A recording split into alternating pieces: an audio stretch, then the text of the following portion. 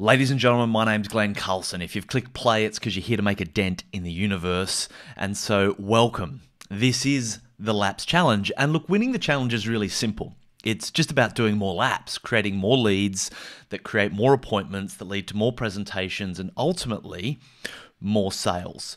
So I haven't found a successful business that doesn't run LAPS, from fish and chip shops to accountants, from therapists to software platform and SaaS providers. Whether you need a high volume of low ticket items or a low volume of high ticket items or a combination of both, the key is automating and delegating the process. And this video guide breaks down the steps that I use to building my own LAPS machine so you can build yours as well. So you guys know I'm really all about helping influencers create more so they can contribute more as well. And like you, I realized that until I was a key person of influence, I'd never really be able to play a big game. But the ability to consistently close new business is the ticket to that game. So at DENT, our LAPS, they're our most important numbers. They make everything else possible. Successful challenger businesses, they just do more laps. It's just how it works. Leads is all about going beyond just having an email address on a database to actually having highly qualified, data-rich leads that you can remarket and retarget to. I'm going to talk about that. Appointments is another name for registrations, bookings, reservations, anyone that says, yeah, I'm interested to coming and hearing more about what you guys have to say. Presentations is another word for like demos or a pitch or a proposal or a keynote talk that you're giving. It could be one-to-one, one-to-many. It could be online. It could be live. And sales is, well, it's about closing sales. But not just any sales. It's highly qualified. It's your ideal customers, and it's getting the cash in the bank faster. Now, those layers of LAPS, a lot of skill is required in each of those layers. There's sales, there's persuasion, there's psychology, there's copywriting, there's presenting, there's closing, there's all the technology that needs to get bolted together. There's recruitment, training, management. There's lots of points of failure that can show up in here. And so the process I'm going to walk you through dramatically reduces the level of skill required in any of those areas, so you can build a solid multi-million revenue business with an automated sales and marketing machine. So the three big problems that I've found and that I want to be able to help solve is that most small businesses, they don't have an automated system for sales and marketing. At some point, referrals and serendipity will only get you so far, not to mention the time involved in having to hunt and chase that new business, not to mention the stress and anxiety if hunting isn't easy. So we've got to fix that. That tends to lead to inconsistency. Anytime a lack of systems always leads to inconsistency. So a lack of sales and marketing systems leads to inconsistency and lumpy or seasonal cash flow. And that's something we need to fix really quickly. You probably know I'm not a tech guru guy, and one of the biggest frustrations for me was all the bits and pieces that need to fit together. And believe me, I've been blackmailed by my share of expensive so-called experts promising to solve my leads issue for me, and every single time I've chased that unicorn, I ended up spending over 50 grand to go backwards, right? So my goal here is to give you the strategy so you can comfortably then pay a technician, maybe you find them on Upwork or something, to just plug it all together if you don't want to do it all yourself, so to speak. So if you've read oversubscribed or you've done campaign-driven enterprise, you'll understand the power of campaigns. Now, the LAPS Challenge isn't about campaigns. It's about building that baseline. It's the regular, consistent, can't screw it up baseline of sales that just come in, week out. And so again, as many of you know, if you've heard my story, I launched KPI off the back of major campaigns and promotions, big events, big conferences, 6 to 8 times a year, all around Australia. And to a degree, we were really successful. We became one of the fastest growing, top 10 fastest growing companies in Australia. We expanded into 3 cities, Melbourne, Sydney, Brisbane, then into Singapore and Tampa. Everything looked really good, but behind the scenes, I was burning out. Right? Major events, it was time intensive, roller coaster cash flow, really high risk. And because we were so focused on the next campaign, I wasn't putting the focus on building the baseline of sales, and that just wasn't scalable, so I had to find a better way. And LAPS was the better way. Our baseline performance became the most important numbers. And as you're going to see, none of this stuff I'm going to talk about works unless you're also already building the assets of influence that you'd be doing through the KPI program. So this video is really perfectly designed for alumni of the program. So if you're already on the program, the idea is to listen to this and make sure that your LAPS becomes the golden goose, and that's always your primary focus. But if you're an alumni, well, this is going to allow you to work deeper into fine-tuning and make sure you're sweating the assets that you've got as well. So our baseline for every city was 50 leads, 10 appointments, 8 presentations leading to 2 sales. You can see the kind of funnel conversion there. I'm going to walk you through the architecture of how that happens consistently. And it has worked so well, we've moved away from doing the big events, right? We're consistently doubling, now tripling our baseline performance just in Sydney alone. Like, these numbers are just for one of our cities, which is really cool, but it's just showing you how we track it, how we look at it, and how the cash comes through as well. Now, we didn't have that level of consistency before. It was super lumpy. So I'm here to help you. If you've got some lumpy cash flow or cash flow is a challenge, I'm going to help you solve that. And it's super cool because all that stuff's now happening without me. Our KPI intakes are oversubscribed with over 50 people in each of the last 2 groups now. And it's given me more time and freedom than I've ever had in my business, which my fiance Sarah really appreciates. So you got to have the assets of influence, and you got to have the LAPS is the bottom line. So there are 4 evolutions in the LAPS challenge. Stage 1 is getting your leads funnel sorted, so you've got a steady flow of qualified, data-rich leads. That's the first goalpost. Once you've got that, we then move to phase 2, which is getting to the point where you've delegated and automated the appointment booking process, so you just get to show up and present. There's a system for doing the rest of it. The next is having a slide deck. So when you do present, it creates an objection-free pitch, and eventually you may be able to roll yourself out of presenting entirely. And then stage 4 is to delegate sales to somebody else. Get yourself out of the sales process entirely. And so there's obviously an architecture for making all of that possible, and that's what we're going to get into. So just to step back a sec, like I was sold on the idea that sales and marketing was skills.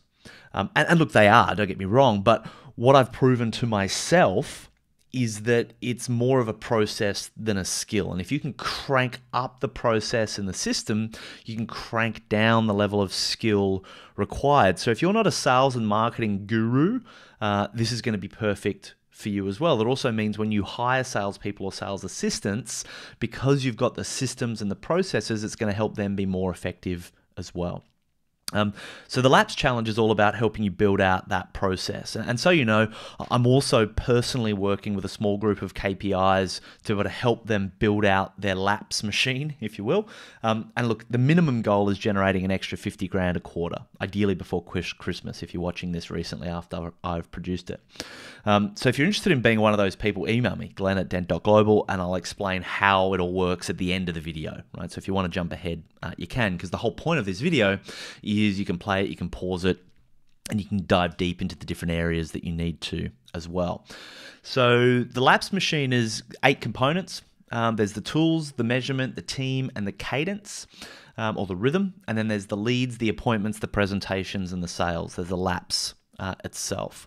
I should probably also just talk about the platform as well, the platform stack that you need, which are the basics. And so I'll just fly through this really quickly.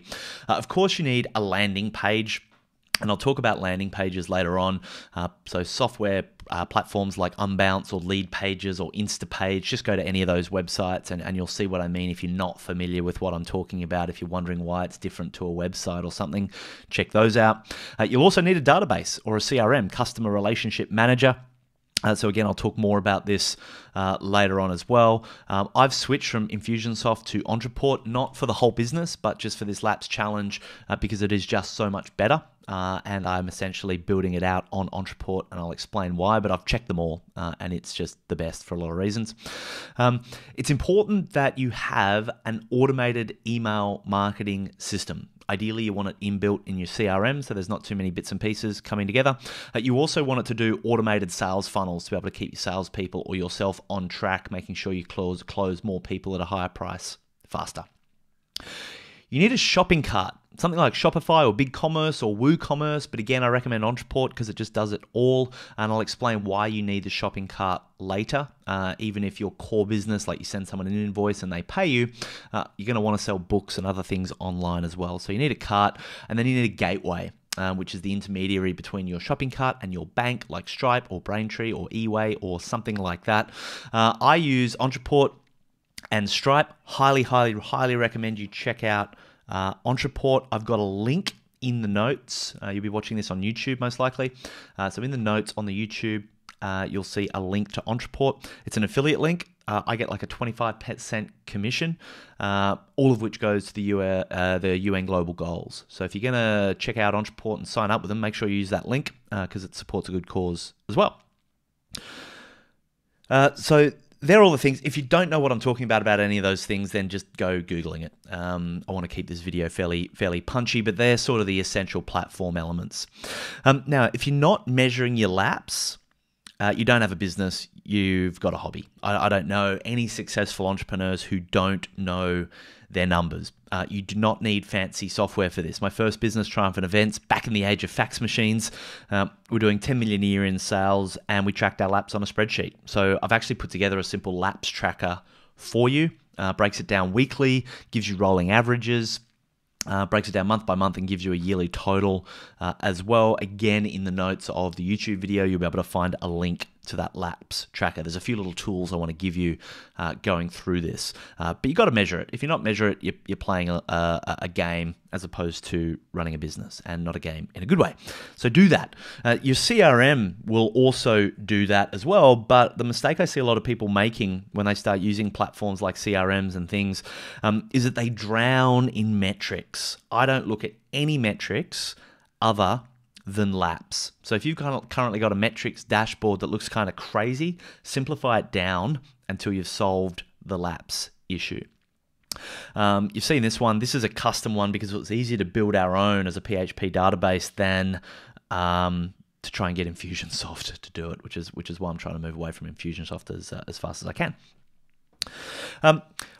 Part of measurement is knowing what you're shooting for and knowing what you can spend. So your cost per lead is a really important number to know. So let's just assume your product or service you sell for 10 grand, and let's say you're willing to spend 10% on marketing. I'd like to get that number lower than 10%, but let's say you're going to start with 10%, which means you can spend $1,000 on marketing to make a sale. So let's say you generate 100 leads, 20 of those become appointments, 10 of those show up for a presentation, and 3 of those become a sale. So you'll see you've got like a 30-odd% conversion from your presentations to your sales, right?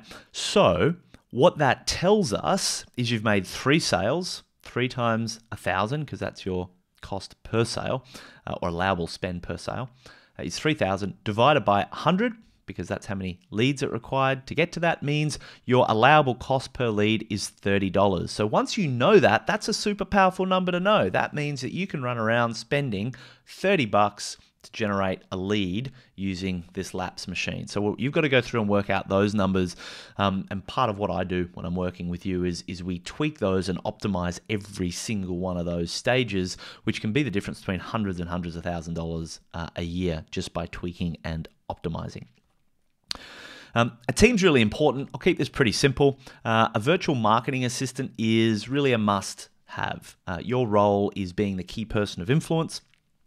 I just Googled, I upworked virtual marketing assistant. You'll see, look, there's just a list a mile long. So you want to find someone like that. And you're also going to need someone to book appointments and to help you make sales. But I recommend that you start with part-time contractors in both of those roles. It's not a big deal, and I'm going to show you some tips and tricks later on around both of those.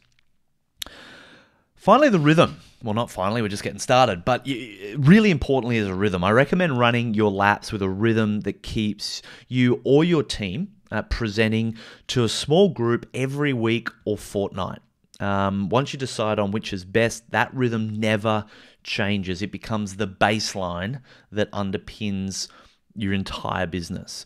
So as you can see here, the leads and appointments fills these weekly presentations. So the whole point of having a LAPS machine is to be able to fill those little blue dots, right? Those are presentation weeks. So I recommend scheduling them, locking them in 6 months in advance. It could be a whole day where your LAPS machine just fills you up with one-to-one meetings or your sales team. It could be in your office. It could be over Zoom or Skype. It could be a small boardroom session where you present to a group of prospects all at once. Then you leave and your salesperson then does all the follow-up. More on that later. But the discipline and systems that create rhythm is really the key to your freedom as the key person of influence.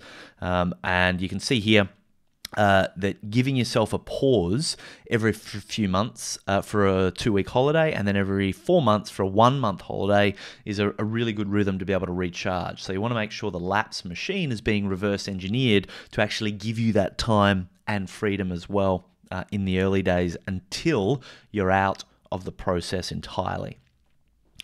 So if we look at leads, let's start getting into the actual methodology itself now.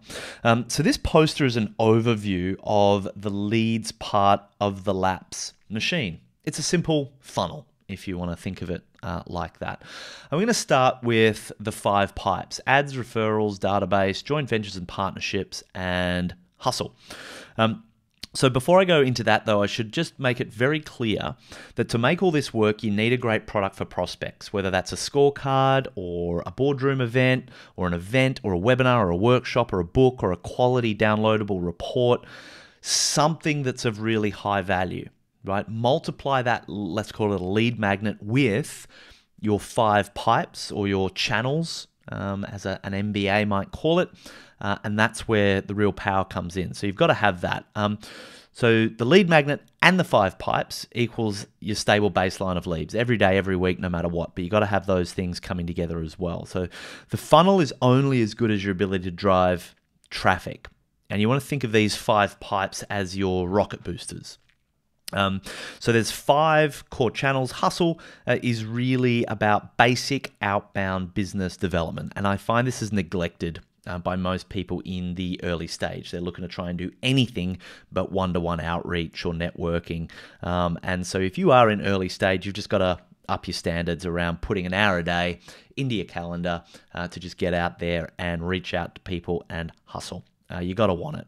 Referrals is simply having a strategy for asking your existing clients to refer. I'm not going to go much into those because they're covered certainly in the partnerships part of the KPI program, as is joint ventures and partnerships. So really I'm just going to focus on ads and databases in this video. Feel free, jump on a blockbuster if you want to talk about referrals or joint ventures or hustle. Ads and database, that's a different thing entirely. So if we look at generating leads through a product for prospects and some paid ads, right? So all these platforms, Facebook, Google, Twitter, LinkedIn, they all offer advertising. They all go about it in pretty much the same way. So let me give you a bit of a simple fly through. If you haven't run ads before, make this a priority before you do anything else, just to cross the mental barrier. Most people have this perception that running ads is this really complex thing. These companies have actually spent like either hundreds of millions or with things like Facebook, I'd say they've put $1 billion into really refining their ad platform to make it super easy. So I'll give you a quick fly through, right? Go to your account, click Create Ads. Genius. Click on Audiences, and then what you can actually do, because the capacity for targeting here is brilliant, right? If you've just boosted ads, that's not doing any kind of targeting. It's highly unlikely to get a result. So if you click here on Audiences and click on Custom Audience, and you can upload a customer file. So if you've already got a list, names, phone numbers, emails, stuff like that, of your existing customers, and even ideally your ideal customers. So if you've got a large database, break it down into who are the people that pay on time, are great to work with, and upload that file. And what Facebook will do is it will mirror that audience, right? And it will find people that actually look and create a lookalike audience for those people. And then it will specifically help you target more of your perfect audience. Like, this is crazy. I used to spend a huge amount of time on partnerships, generated my first $1 million in profit in Australia without spending any money on ads because ads weren't efficient. They weren't effective. I'd put an ad in a newspaper. I'd put an ad in an article. I'd pay to be sent out to a big database. And it was so generic and so blanket, the results were crap. Whereas now with platforms like this, we can be so specific with our targeting. The results are, like, quite simply incredible. So play around with these platforms. Get a bottle of red wine. Make sure you got a buddy or your wife or your husband that's looking over your shoulder, making sure you're not spending too much money halfway through your bottle of red wine. But really do this, right? Because then you can go into the ads manager once you've got that custom audience and go, okay, I'm going to create a little campaign, create an ad. It'll ask you your marketing objective, super easy. Create a custom audience, link to the custom audience you already created. Just click on the button. Pick some locations, pick an age range, pick a gender range if you want to further refine your custom audience. You can even then narrow it down into certain interests, like maybe these are people that like Gary Vaynerchuk or golf or, whatever it is. You can break down even further demographics, interests, etc. Pick your budget and have some fun with it, right? Chuck an image up there, put some copy up there. I'm going to talk about copywriting and headlines a little bit later on, but just have a bit of a play, right? We've tested and trialed all sorts of different ads from all sorts of different angles and different perspectives.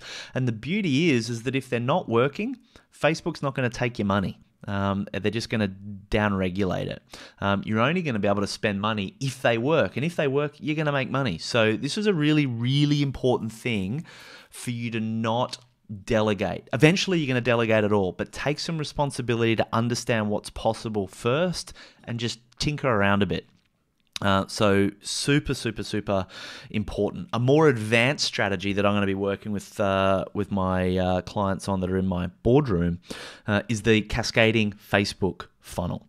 So this cost me over 50 grand to work out by doing it all wrong. Now I've cracked the code. It's making me 50 grand a month. And that's just one of my funnels, right? So you don't need to make all these mistakes. We've worked it all out for you, and whatever I've got, you can have.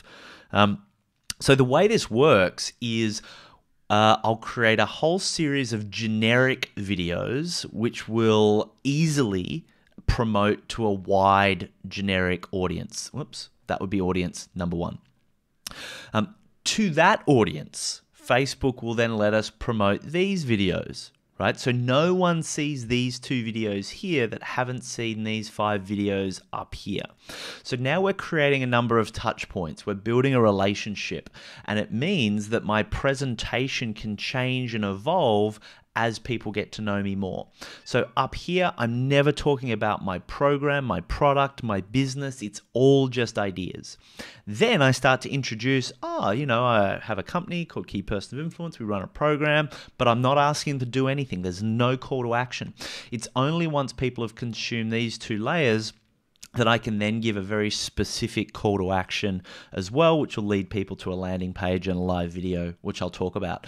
So that is a incredibly profitable strategy.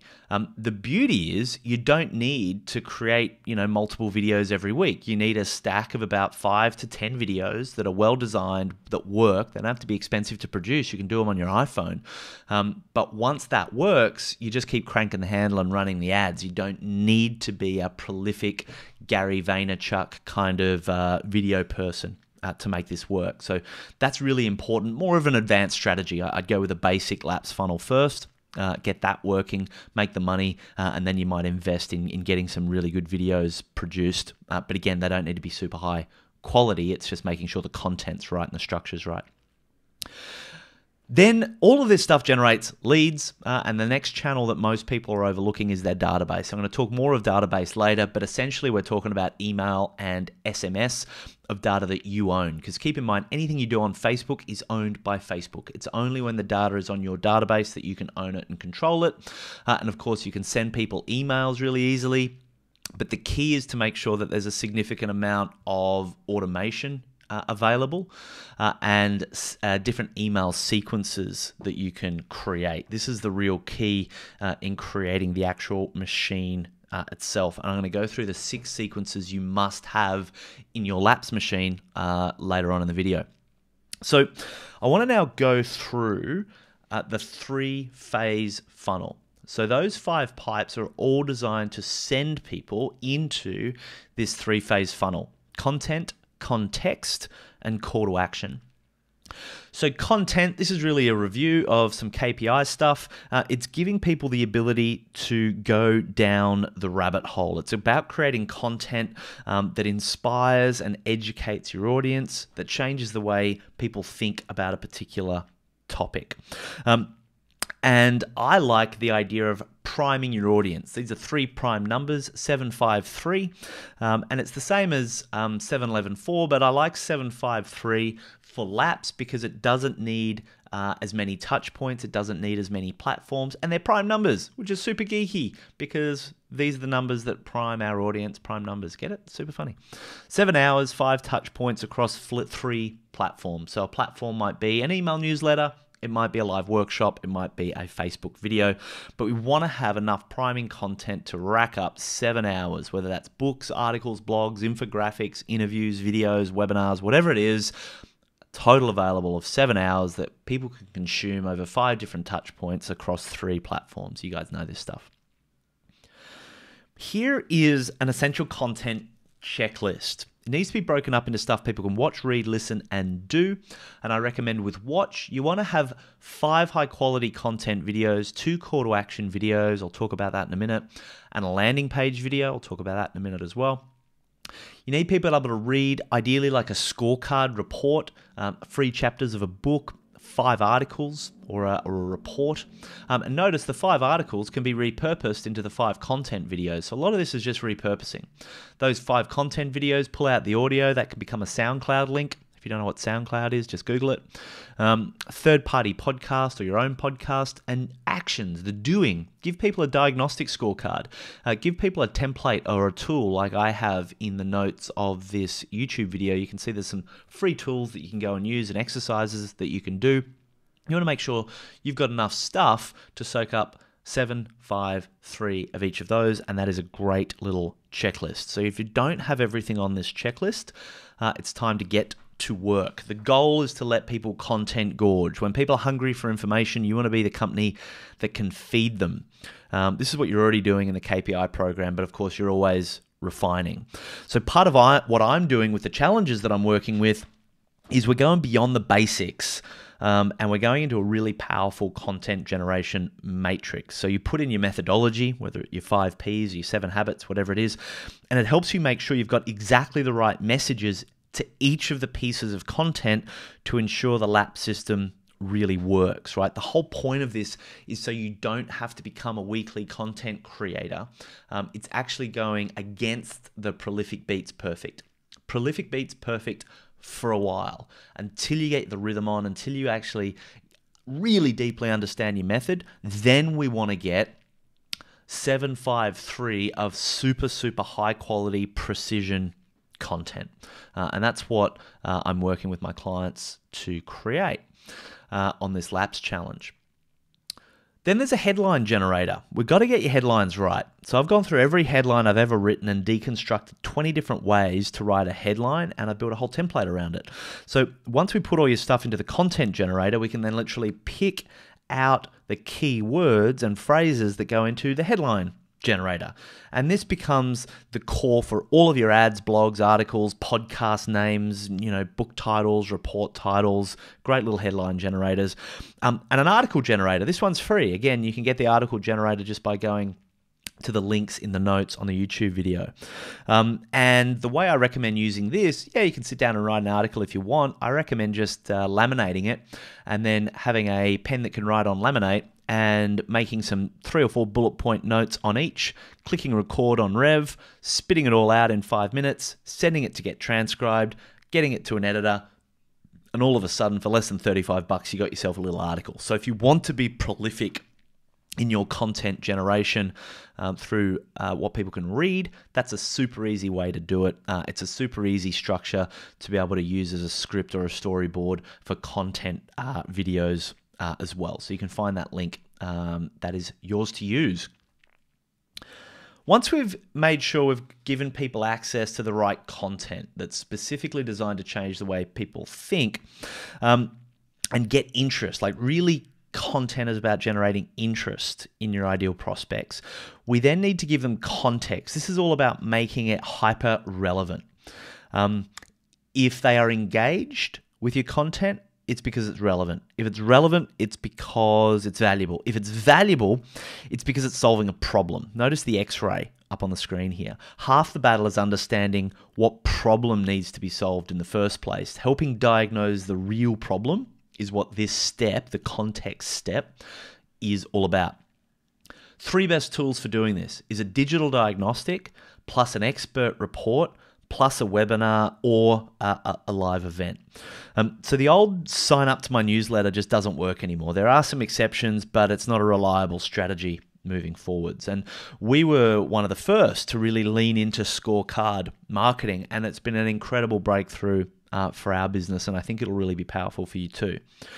So essentially, people give us their details, and they get told that they're going to not only get the report, but they're going to get their scores as well. And so then they go through and answer a bunch of questions, and the relevance of the questions is really important to keep people engaged. The questions are key. We then give them a score. This is essentially an X-ray of their problem, giving them a visibility and an insight that they couldn't otherwise get. It would take hours for a salesperson to give them the insight that this piece of technology can give them in 5 minutes. But again, you've got to be asking the right questions. We then send them a report that contains our core thought leadership content and insights, but it's hyper relevant because this system, if someone scores low in one of your categories, you can send them content specifically relevant to a low score. If they score high, you can send them content specifically relevant to a high score. So it's this super cool dynamic report generation tool, which is really cool because it makes it even more relevant, which gives us incredible data-rich leads, which is really important. We then get all the metrics and insights we need to fine-tune our marketing around that and make sure we're generating enough leads. Then we have all their details in our database.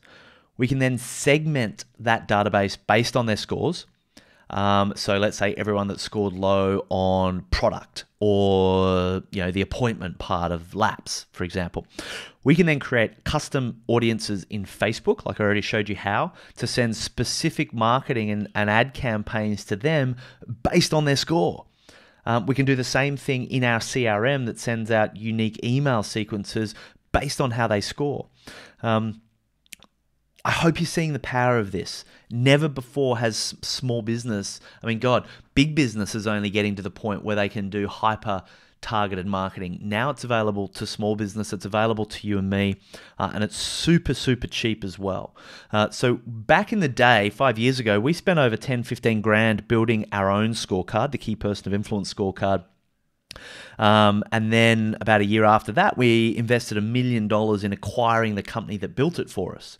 We've then been working with them over the last 4 years, and we've recently just launched ScoreApp.com. It's a software as a service, makes it super easy to build your own scorecard cheap, like really cheap, and a small monthly payment. But look, it's just a tool. It's a super powerful tool for generating data-rich leads, but you still got to get the questions right, which is where the right content, the right methodology comes in.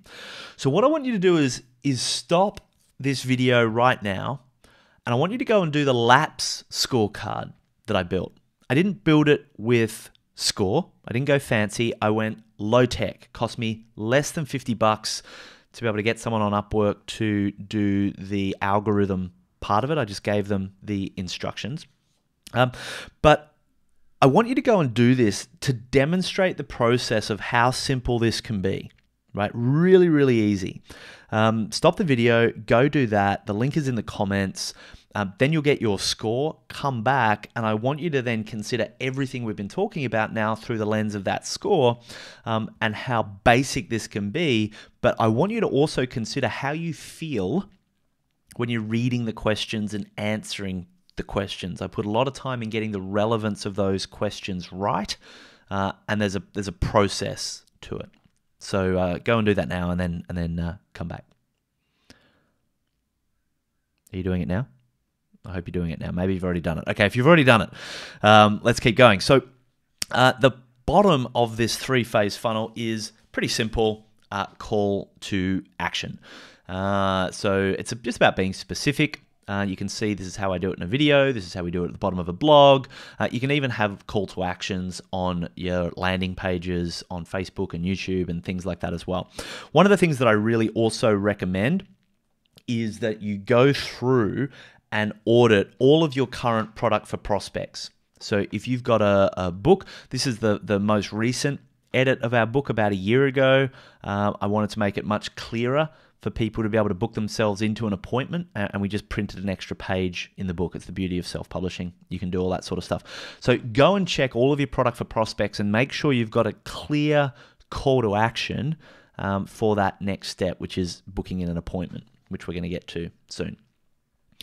You can also build in calls to action in videos, right? So here's a really simple call to action video script.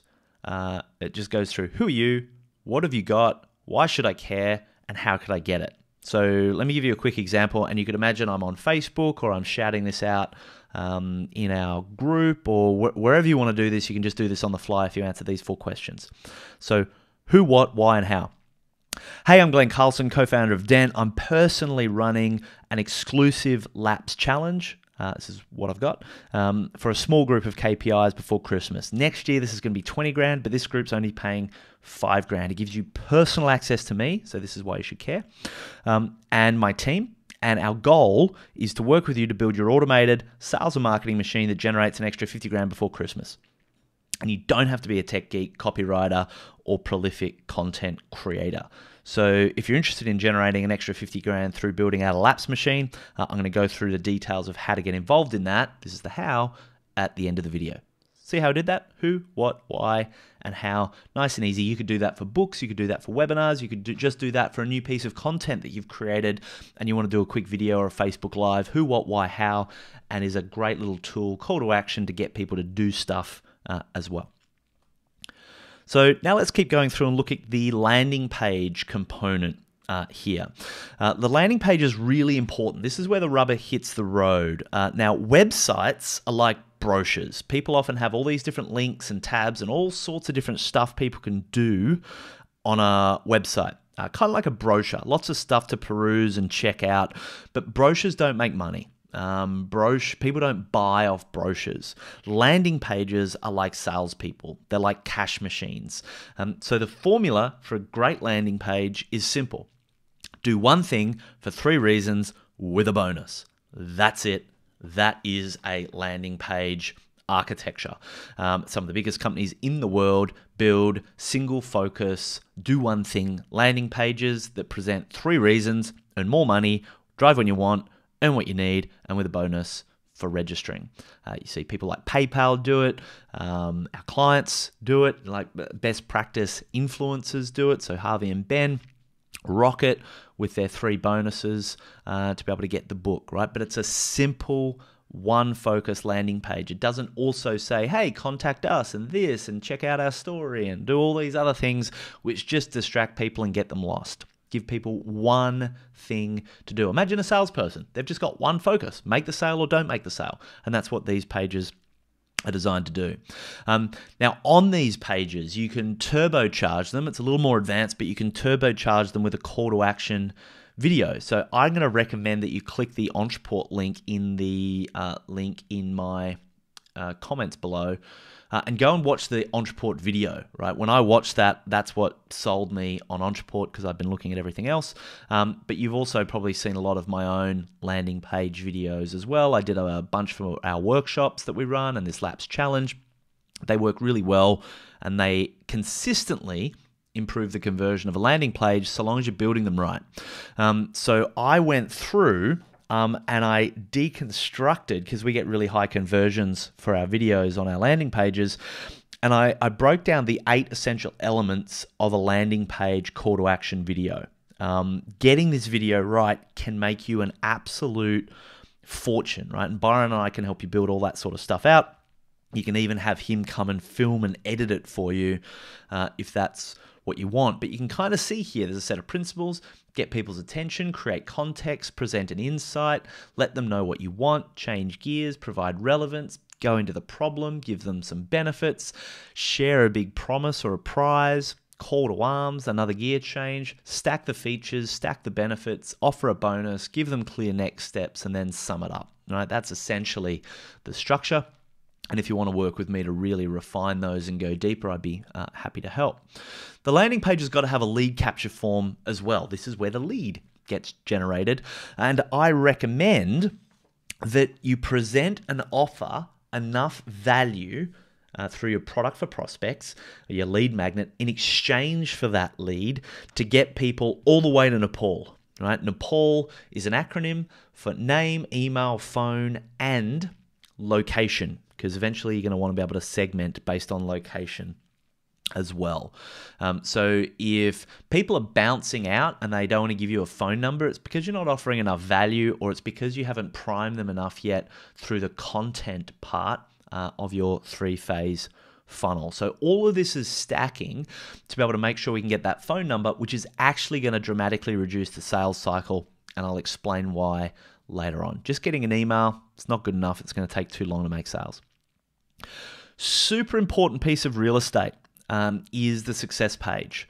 One of the things my fiance Sarah says is one of the best times to make a sale is right after you've made a sale. That's a psychology for salespeople, but the same rings true for people that are buying, right? So when people have gone through your content funnel and they're going, yep, I want to take a next step, and they've put their details in, a percentage of those, not everyone, but a percentage of those are going to want to upgrade. Right? So if you're buying a camera, as you're checking out, it pops up and says, hey, do you also want this thing? Of which a lot of people do.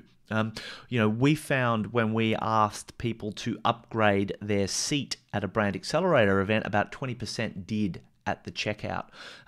We then invited people to share. About 20% of those people did. Just by making the most of these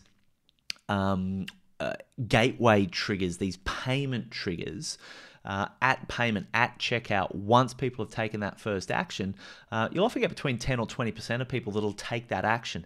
Now, this is why being able to take money online is really important, because if you upsell an information product, once people have taken action, that costs you nothing to deliver, you'll be able to potentially offset half or all of your marketing spend. So before we talked about the allowable cost per lead, you could spend $30 per lead, but let's say every lead, every 5 leads, you get one that buys something for $100 online. That offsets almost your entire cost of marketing, which means you can just keep spending and spending and spending in an unlimited way, which really drives growth pretty quickly.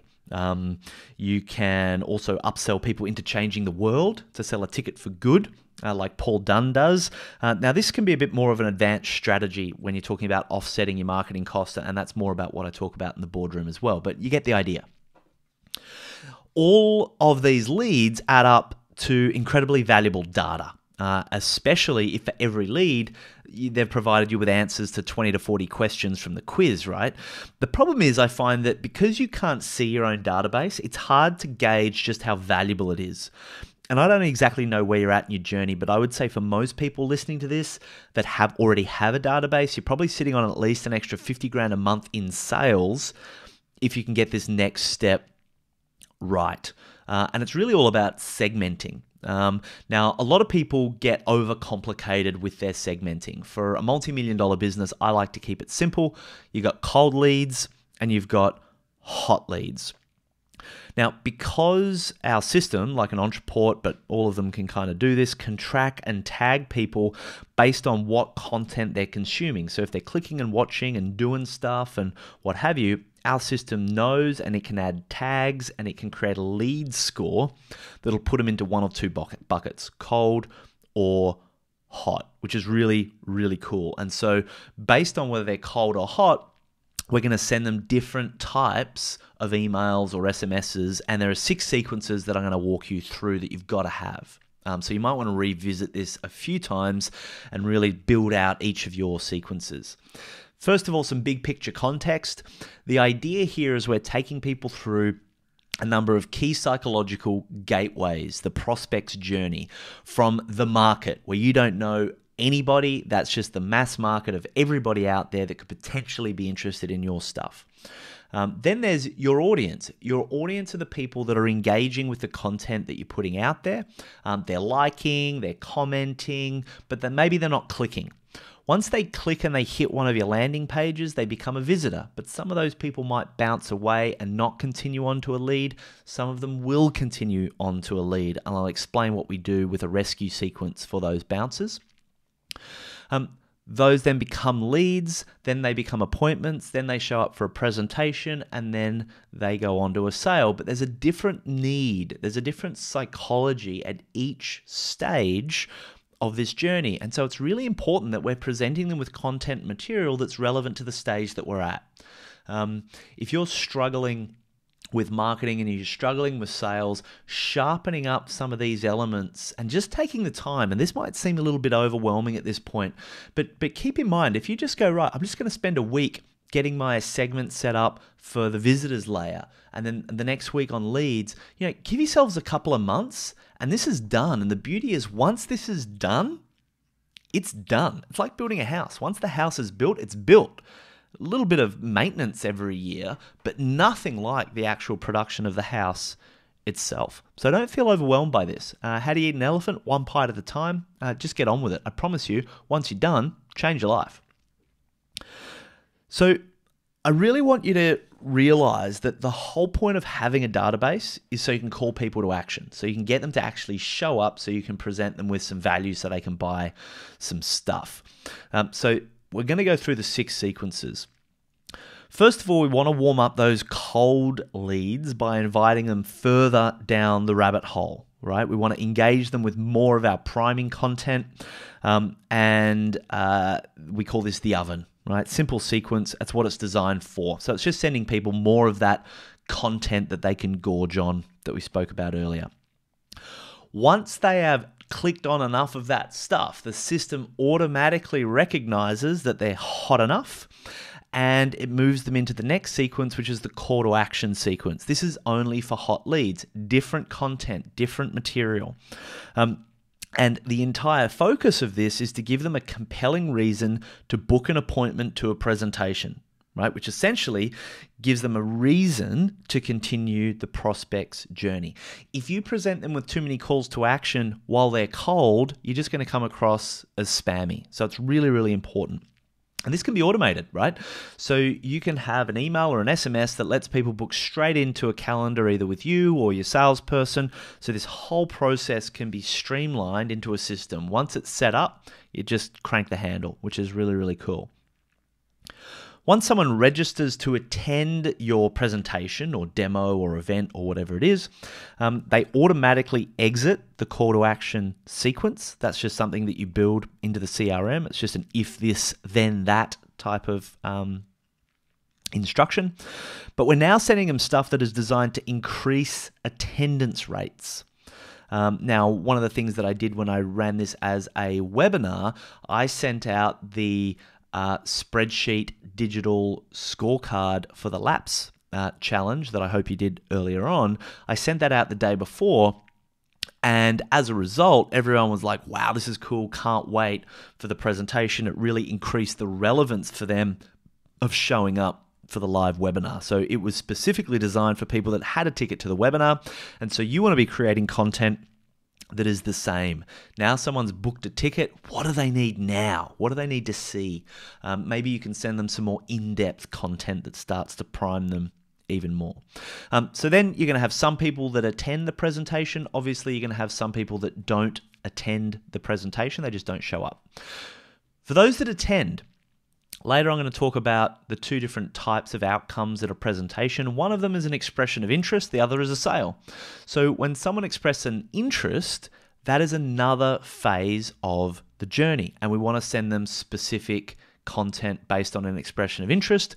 If they buy, we want to send them specific content that validates that decision, reduces buyer's remorse or cognitive dissonance, and things of that nature. And finally, there's a rescue sequence. Anytime someone doesn't show up or doesn't respond to a call to action, we want to put them into this sequence.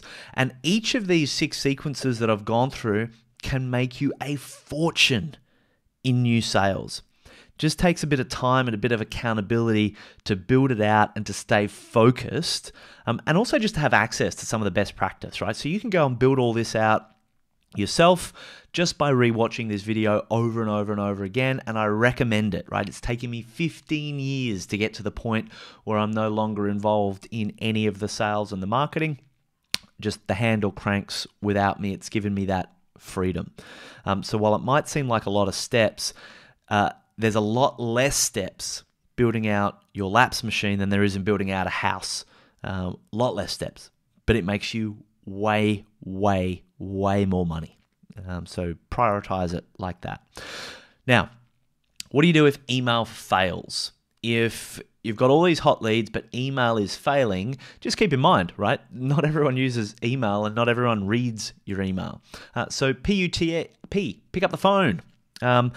We probably do an extra 30% of our revenue because in every city around the world, we've got someone making calls to our database, inviting them to do stuff. It's just proactively, once the call to action email campaign has failed, someone just then calls those leads. It's really simple. Edith put together an appointment storyboard, right? So Edith is our appointment booker. She was over in the UK. She now lives in Sydney. She runs all of our events, but she also picks up the phone a couple of days a week to make some calls. So there's 6 little steps. There's a warm intro where she basically just, hey, she's friendly, have I caught you at a good time? She jogs their memory, right? Because keep in mind, you're not at the top of people's consciousness all the time as much as we'd like to be.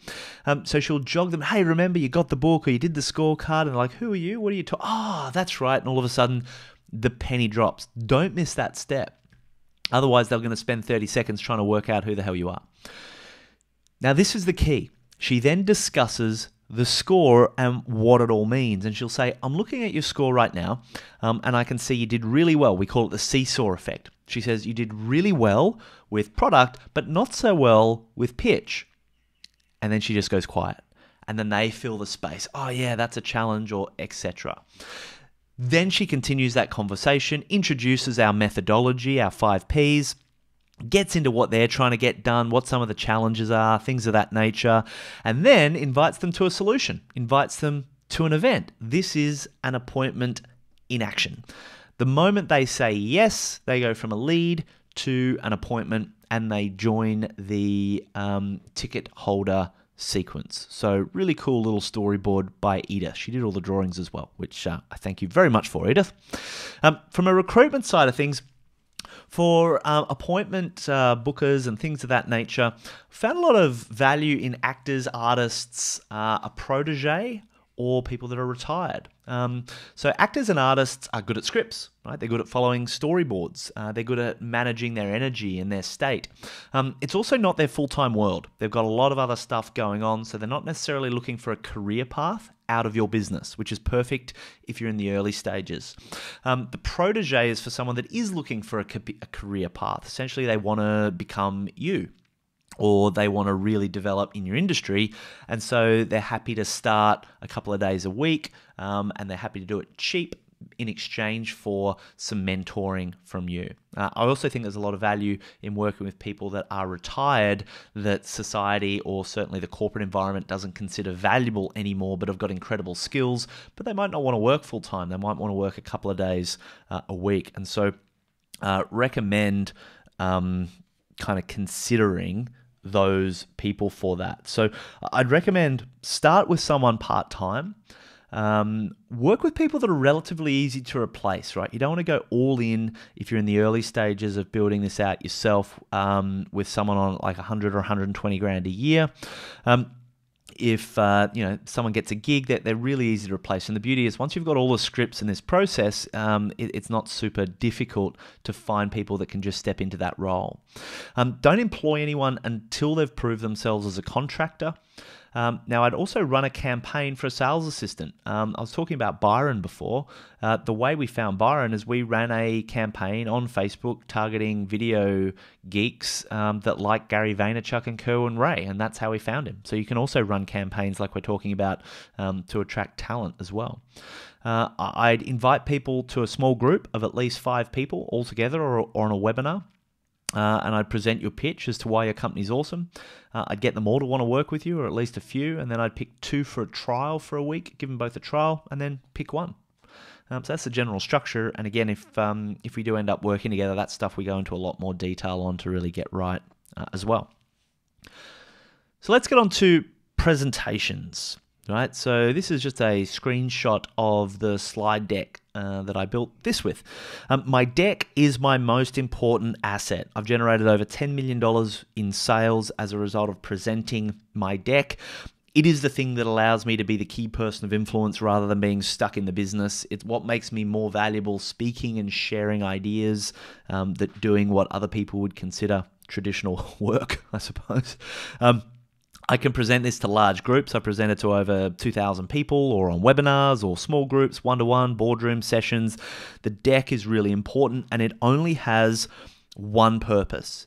The purpose is to change people's minds about a particular topic, to take people from a no to a maybe to a yes. And I've found that there are really only 3 limiting beliefs that hold people back that we need to change. And my deck is specifically designed to reinforce those 3 buying beliefs. I can't remember. I think it was Brian Tracy. Proper old school 101 ways to close the sale, sort of traditional stuff is that they would say there's only 3 reasons people won't buy. They either don't believe in you or your widget, they don't believe in themselves, or they don't have the time, money, and resources. So if you're selling bikes, but someone doesn't believe that having a bike is going to make their life better, well, if that belief is true, there's no moving forward. If they do believe that owning a bike would make their life better, they'd get to work faster, they'd be healthier, but if they've got an internal fear or inadequacy that they're not very good on a bike, so while they think a bike would make their life better, something about them makes them resist going and getting a bike. So again, you've got to get your head around solving that belief. If you can solve those 2 beliefs, get someone to the point where they know and desire a bike, they know they can make the most out of a bike and they're the right type of person to own a bike, the last belief you might come up against is, they don't have the money or the time or the resources to actually own a bike. And these limiting beliefs can show up as objections. And so in every single deck or presentation I create, I want to make sure I'm story selling and providing case studies and some really cool ways of reinforcing the opposite of each of those beliefs in different ways. Because if I can't embed the 3 primary buying beliefs, which is I want it, I can do it, and I have the money and time and resources to make it all happen, then there's no point talking about my product or my service or anything like that. So it's all about building the desire and the capacity and the pathway to action. And this is all about creating an objection-free presentation. So you can think of it as there's a primary belief, which is a belief in the vehicle, like the bike.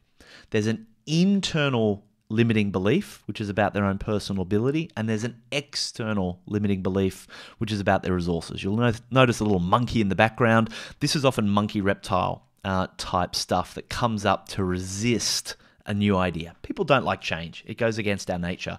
And as influencers, we're in the business of changing people's minds. So we've got to understand why they would resist that change in the first place. Anita Roddick, founder of The Body Shop, she's passed now, but really great example, right? So let's say that women had a belief that there was nothing wrong with their makeup. They're using their Estee Lauder, no problem at all. Now, if Anita wanted to compete, she needed to change that belief.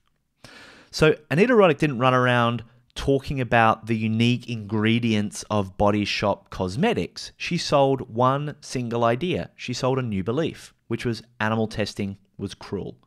Now, if you adopted that belief, you would go home, use your Estee Lauder, remember that it was made by, torturing these little baby animals. You'd cringe, you'd throw it all in the bin, and you'd go down to the Body Shop and buy a whole bunch of new stuff. So by simply embedding a new belief in people's minds and reinforcing that belief with your messaging and her keynote talks and everything she did, reinforce that belief would cause people to just want to buy your product and service in an objection-free way. That's the whole point of a presentation. Really quickly, right? So if you think of my business, probably like yours, right? I don't have lots of people just walking around going, I want to become a key person of influence. Quite the opposite, right? That's an idea that has to be sold.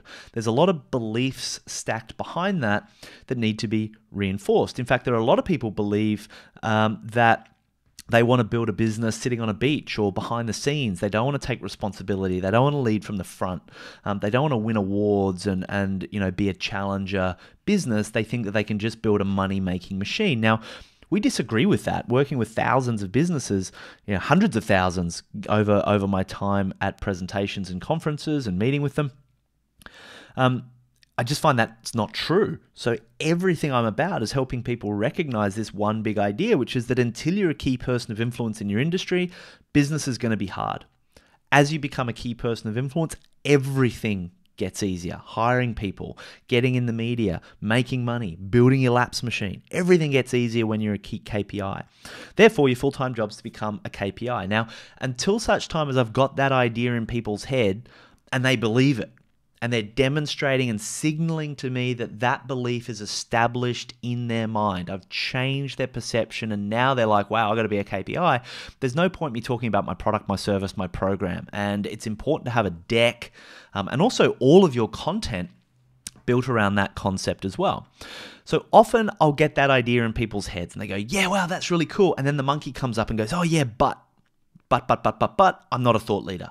And the fear, the doubt, I can't ride a bike, I can't become a key person of influence comes up. So then I've got to share a whole bunch of, stories and case studies that help people recognize, actually, if you can sell, if you can take someone from a no to a yes just by sharing words and case studies and explanations, that's thought leadership badly packaged. We repackage it into books, blogs, and articles, and all of a sudden, you've taken what used to be sales badly packaged is now thought leadership really well packaged. And that's all thought leadership really is, changing the way people think. And people go, oh, wow, yeah, okay, I can do that. And then the final external belief, oh, but I don't have enough money, time, knowledge, whatever. And we've got to get around that as well. So I want you to make it a real priority to spend some time, whether you're working with me on this stuff or just working with your accountability groups, around what are the three limiting beliefs that stop people buying and the three buying beliefs that you've got to install and reinforce to really get people to act. And so then you've got to put it into a deck that you and your team can use. So there's the setup, which is the first part of a presentation, which gets the people thinking in their mind, unconsciously even, that they're in the right place. And there's a lot that goes into that. There's the value component where people are going, wow, I've got a lot of value. And so I hope you're getting a lot of value out of what I'm sharing here because I'm in the value part. I'm trying to blow your mind with this stuff. And then there's the close, which is where people go, yep, I want to take the next step. I'm in. And you'll see an example of that a little bit later on too. So, like I said, 10 million in sales, I have broken down the 40 essential elements in a high converting, objection-free presentation. There's a lot of little things that need to come together in the right way. You can't just get up and wing it. It just does not work like that. By the way, if you haven't seen I'm Not Your Guru, Anthony Robbins' thing on Netflix, go check it out. It shows you behind the scenes of how he delivers his presentations and the amount of hardcore infrastructure, planning, and frameworks that they can move around, just like I've done here, but like next level all on that. So you'll see how the best in the business do it. This is how we do it. And so the cool thing is there's a checklist. So once you've finished your presentation, you can go through your entire checklist and make sure you've ticked all the important boxes, that you're not missing any important psychological gateways. You can see there's a section for embedding the primary buying belief. There's the X-ray, which helps them diagnose the problems and make them realize that actually they've really got to do something soon. There's the value stack. All these different elements need to come together, and the value stack needs to present 10 times the value. Right? If you can't get people to think, whatever you're selling, let's say you're selling something for 10 grand. If you don't have a deck that effectively communicates that by working with you, they're going to generate 100,000 worth of value to the point where they're going, yep, I reckon I could do that, then it's going to be very difficult for you to convert the kind of volume that you want to convert. So 10x value. I used to hate closing. I felt it was really awkward. I felt it was cheesy. And I actually started getting feedback from people that were disappointed that I wasn't more confident in what I was selling. So I decided that I was just going to go full bore into like, this is what you're going to get, steak knives and the whole bit. Now, I actually didn't do it as cheesy as that. I was thorough. I was honest, but I just explained in detail every piece of value they would get, and the results absolutely changed my life, and I think they'll change your life as well. One of the key things that I'd ask you to do before you ever start selling in a presentation is this step here with my mouse, is to ask permission. Once people give you permission to sell, and I talk about this in my Get Sales Day, my sales training day, then you've actually got the permission to go deep. And those are some little tips that I encourage you to take away as well. So there's two outcomes of a presentation. There's an expression of interest for if you're selling a high ticket item, or if you're selling a low ticket item like a book or something cheap. You can just close directly from stage, nice and easy. Now, as you develop as a presenter, the amount that you could close directly from from stage goes up and up and up and up and up. But to start, basically, I would say that if you've got an expensive core product that you're selling, start with an expression of interest and then get a salesperson or yourself to follow up. If it's low value, bang, just close directly. Don't hassle people by creating a next step that they don't need. And look, don't forget the right collateral.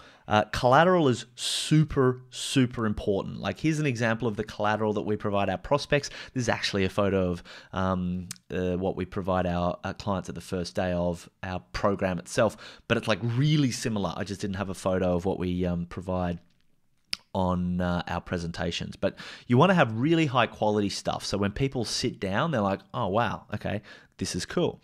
You also need like expression of interest forms, offer forms spelling out what they get, confirmation handouts when they express an interest. Like, all of this collateral addresses really important psychological needs and concerns from your prospect at that particular moment.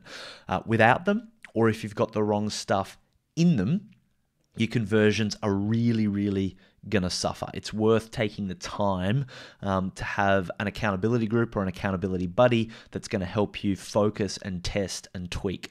Hard to focus and test and tweak when you don't have that rhythm, pulse, and consistency as well, which is what we talked about before. So sales should be happening pretty naturally at this point. Right, so I mentioned many of you have already probably done my Get Sales Day, or you're due to experience it soon. So that's the full 9-step process, of which overlays very well with what I've been talking about in this video. However, it's overkill for someone that presents an expression of interest to you. If you've truly presented the deck, the 10x deck, in a comprehensive way, the expression of interest call should be way similar. And so there's 4 questions that I recommend you or your team, if you've hired someone to do these follow-up calls to EOIs, should ask. What's the goal? What's in the way? What do you have? How can we help?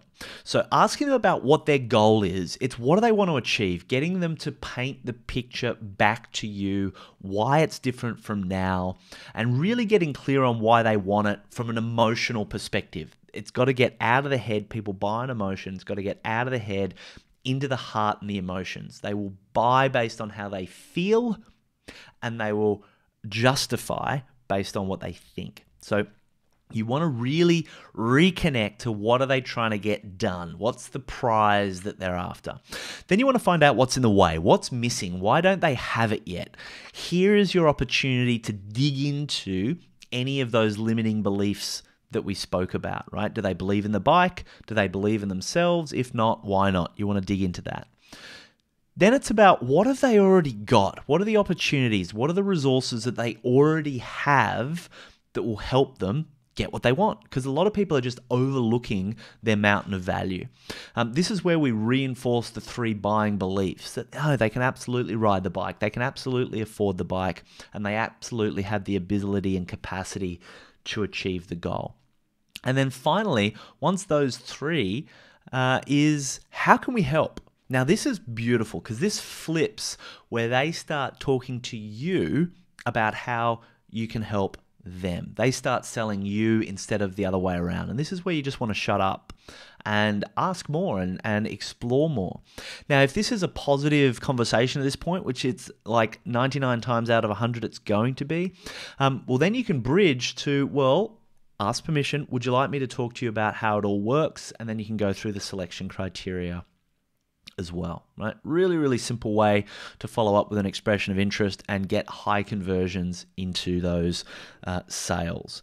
So I'm not going to spend too long on the sales side of things because it's pretty straightforward if you do everything else right. Plus, I've got a whole sales day on it. And if you want a deep dive into the sales architecture, hiring salespeople, etc., well, then I'd highly consider working with me. So my question to you is this. This brings us to the end of the LAPS video guide. And I want to ask you, did you get value? And I want you to really think about what value you got. And I would ask you to share your insight and your commitment on what is going to be your 30-day challenge to the Facebook group. And I'd ask you to link also to this video to spread the love a little bit. I want to make sure everyone in the KPI community has watched this video and is prioritizing doing more laps. I want it to go deep. It's such a big deal to get this stuff right. And I would love to know what value you got. Make sure you tag me in the comments and I will jump on and hit you with some kudos as well. So what I'm going to do is I'm going to transition and talk a bit about working with me. If you know that's not for you right now, feel free to turn off the video and just go building your LAPS machine. That's great. But you might also want to watch this just to kind of see what I go through and see how I do it as well. Effectively, this is asking you permission to talk about what I do in a way where I can't actually hear your response or not. But you can see the psychology of what I'm doing too. So there are going to be some of you watching this where this is really the right time for you to crush it and you want some full immersion and you want some real coaching. You've got most of the KPI assets already. You've got the basics at least, and you really are resonating with the fact that the biggest difference between your success and failure moving forward is going to be more laps. In fact, I probably said that wrong. It's probably not about success and failure. You're probably already doing pretty well if this is going to be relevant for you. You got a business, you're doing well. This is about turning it right up. So I'm selecting a few KPIs to work with me that are all committed to really building out their LAPS machine. And this is the process. You'll be sent a fortnightly email for the next 4 months with a video guide that's going to step you through building out a particular asset, because there are lots of moving parts, as you can see, that you need to get right. So content, funnels, the deck, the sequences. Now, the fundamentals of putting all this together are really quite simple. So the videos aren't complicated. It's kind of like just what I've been doing here, but on one particular element. And you can pause, you can play, you can do, you can pause, you can play, you can do. And it's perfect in video format because you can give it to your virtual assistant as well. It's not just in your head to go and do. You can have your team watch it and they can go and execute and you can review the outcome. So you get the video guide and all of the blueprints like what I've been showing you, but a whole lot more, and the content generators, etc. We go through all that. But then every 2 weeks, I run a live 90-minute Q&A webinar designed to provide you with one-to-one feedback. So this is where I can review your copy, your headlines, your video storyboards, everything to make sure your content, your website is super, super tight. And this cycle continues for 4 months, one month per stage of the LAPS machine. And we're going to go into everything from the job ads you need to hire the right sales assistant to eventually onboarding the right sales person. I'm going to bring in experts in recruitment, in sales training, to really give you everything you need to just put this LAPS thing to bed once and for all and exit you ultimately from sales and marketing. That might take 3 months, it might take 6 months, depending on where you're at in the journey. So that cycle continues for 4 months. Why this is cool as well is what I call the 3 C's. So the first C is about competition, right? So each participant reports their weekly laps to the group. This transparency, not the broad KPI group, just the group that I'm working with, right? But we can all see it. So this enforces accountability to fixing the real problems fast. We measure everything. We're transparent about that so we can be hyper accountable to get it done. It also lets us create a leaderboard. Right, now, the reason we want a leaderboard is, A, it creates some friendly competition. And I do mean friendly, right? So this is all about fun. It's not quite Ali Foreman. But look, having a leaderboard also invites collaboration in beautiful contrast to the competitive nature that I want to foster in the challenge, is that we're all here to support each other. So think of this less like a program and more like a club. If you're up the top of the leaderboard, something's doing really well, or if you're getting a really great conversion between appointments and presentations, and that's an area that you're winning, then if you're right for this group, you're going to be the kind of person that would really happy do a little video like I've done here, but not for this long, maybe 5 minutes, just a fly through of what you're doing so other people in the group that don't have that step nailed can get the benefit of that as well, and then that new asset can be shared to help others accelerate their journey. Now, the whole reason that you want to be part of a competitive and collaborative community where we're all helping each other to do better is so we can contribute more as well. The whole point of creating more is to contribute more. Otherwise, what is the point? And so to even be accepted as part of this group, you've got to demonstrate that you're contributing at least 1% of your revenue or time to a charity or cause that serves one or more of the UN global goals. So taking the 1% pledge or something like that is more than enough. So the question is, are you up for those 3 C's? And are you up for a challenge? So it's 4 C's, really. So in 2019, next year, this is going to be an advanced program for KPI alumni only. Expectations is going to be around $20,000 or so because it's a money printer. Like, it's incredibly valuable, but I'm not going to charge you 20 grand. The LAPS assets we're going to build for 5.5 grand. We're going to go through building out your CRM, the 5 pipes, your 3-phase funnel, video landing page, having a cost-neutral upsell to offset your marketing cost, building out your scorecard, making sure all the questions for that are right, your priming content, 6 sequences, making sure you've got a sales assistant that's profitable, your 10x deck. Like, we're going to go through all of that stuff. And the beauty of being able to work with me every fortnight, where I can review your video scripts, your content, your articles, your headlines, is that we can really, really tighten this up. So ultimately, you become a showcase of best practice in LAPS. We've got plenty of people showcasing best practice in the 5 Ps of influence. I want to create 10 superstars in showcasing best practice for your LAPS. And that requires us to get our sleeves up. It's going to be imperfect, it's going to be messy, but we're just going to get in there and get it done. And we're going to get into the advanced strategies, creating a video cascade funnel, scorecard funnels, custom targeting, targeting, bit of a spelling mistake there, right? And some of these things are going to be too advanced for you right now, but that's okay. We'll build it out towards the end of your time in the challenge as well. So there's really no barrier to getting started other than the fact that you've already got a profitable product. More sales would just make you more successful, and you're willing to get in the game. Additional costs are going to be things like your CRM platform if you don't have one. It's a couple $100 a month. The scorecard platform, it's a couple $100 a month. But we're not talking huge numbers here, certainly not for the return. You've already done the work building the assets. It's now time to sweat the assets. And because this is like a beta group, I'm only charging $5,500 including GST, but you want to get in quick, right? Because I'm not working with a lot of people.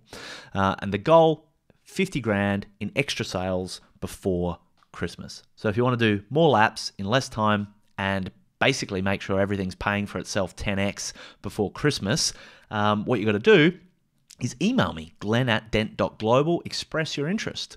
Also confirm that you would be willing to be a case study, that you'd be willing to contribute and collaborate, and all that sort of stuff that I've spoken about. Rena will email you a very simple brochure that goes through it in a bit more detail. Not much more than this. It's pretty simple what we're up to. And you and I can then have a quick chat to ensure that it's a right fit. And then you get started. Away we go. You get the first batch of video content and we begin. Rena will send you through the dates for all the webinars as well. So you can be anywhere in the world doing this. I just really want to wrap up by reinforcing my commitment and my mission and our mission at DENT, which is to continue to create incredible opportunities to be able to help entrepreneurs create more so they can contribute more as well. It's been my pleasure to present this to you. I hope you've got some value. Make sure you go into the comments section and get all the links and all the downloads for all the freebies and share what is your commitment going to be on the Facebook group. Make sure you tag me. And if you're interested, make sure you shoot me an email, glen@dent.global. And of course, be brave, have fun. Let's go make a dent in the universe.